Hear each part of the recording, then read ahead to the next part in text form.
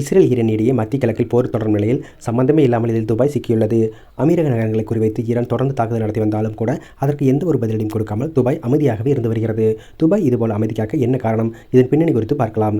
காலை துபாய் சர்வதேச விமான நிலையம் மீது மீண்டும் ஈரான் தாக்குதல் நடத்தியது. அங்கிருந்து எண்ணெய் சேமிப்பு டேங்கரை குறிவைத்து ஈரான் ட்ரோன் தாக்குதல்களை நடத்தியது. இதனால் அங்கிருந்து எரிபொருள் டேங்கர்கள் தீப்பிடித்தது. துபாய் விமான நிலையம் முழுக்கவே இதனால் பரபரப்பு ஏற்பட்டது. இதனையடுத்து துபாய் விமான நிலையத்தில் விமான சேவைகள் தற்காலிகமாக ரத்து செய்யப்பட்டன. மேலும் அங்கிருந்த பயணிகள் பாதுகாப்பாக வெளியேற்றப்பட்டனர். மத்திய கிழக்கில் இந்த மோதல் தொடங்கியது முதலே ஈரான் மத்திய கிழக்கில் இருக்கும் மற்ற நாடுகளையும் குறிவைத்து தாக்குதல்களை நடத்தி வருகிறது. தங்களுக்கு மற்ற நாடுகள் குறியில்லை என்றாலும் அங்குள்ள அமெரிக்க படைகளை குறிவைத்து தாக்குதல் நடத்துவதாக ஈரான் கூறுகிறது.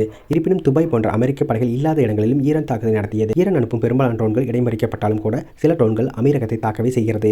இவ்வளவு நடந்தும் கூட துபாய் பதிலடி கொடுக்காமல் கத்து கொண்டு மட்டுமே வருகிறது. அதாவது ஈரான் மீது நேரடி தாக்குதல்களை அமீரகம் ஆரம்பிக்கவில்லை. அமீரகம் இந்த அளவுக்கு ஏன் அமைதி காக்கிறது என்ற கேள்வி பலருக்கும் வரலாம்.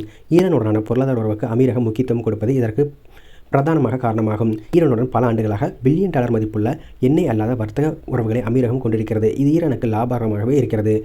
தனது தலைவனை இழந்த சோகத்தில் ஈரான் ஏவுகணைகளை ஏவி வரும் சூழலில் இந்த நேரத்தில் பதிலடி கொடுத்தால் லாபகரமான இந்த உறவுகள் துண்டிக்கப்பட்டு எண்ணெய் சாராத பொருளாதார வளர்ச்சி பாதிக்கப்படும். இதை உணர்ந்து அமீரகம் அமைதி காத்து வருகிறது. மேலும் கச்சா எண்ணெய் மார்க்கெட்டை பொறுத்தவரை ஸ்திரத்தன்மை ரொம்பவே முக்கியம். OPEC உறுப்பு நாடுகளில் முக்கிய நாடாக அமீரகம் இருக்கிறது. இந்த நேரத்தில் ஈரான் மீது அமீரகம் ஏதாவது தாக்குதல் நடத்தினால் அது கச்சா எண்ணெய் விலையை தாறுமாறாக உயர்த்திவிடும்.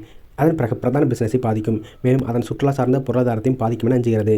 ஏற்கனவே ஹார்முஸ் ஜலசந்தி மூடப்பட்டுள்ளதால் வர்த்தகம் பாதிக்கப்பட்ட சூழலில் அமீரகம் பதிலடி கொடுத்தால் நிலைமை மோசமாகும். இதன் காரணமாக இந்த முதலில் தனது சொத்துக்கள் மீது தாக்குதல் நடந்தாலும் அமீரகம் அமைதி காத்து வருகிறது. இந்த ஈரான் இஸ்ரேல் அமெரிக்க போரிலும் நடுநிலை முடிவு எடுத்துள்ளது. மோதலில் சிக்காமல் அனைத்து தரப்புடனும் செல்வாக்கை தக்க வைக்க அமீரகம் விரும்புகிறது. பதிலடி கொடுத்தால் அது ஈரானை தூண்டிவிட்டு நிலைமையை மோசமாக்கும்.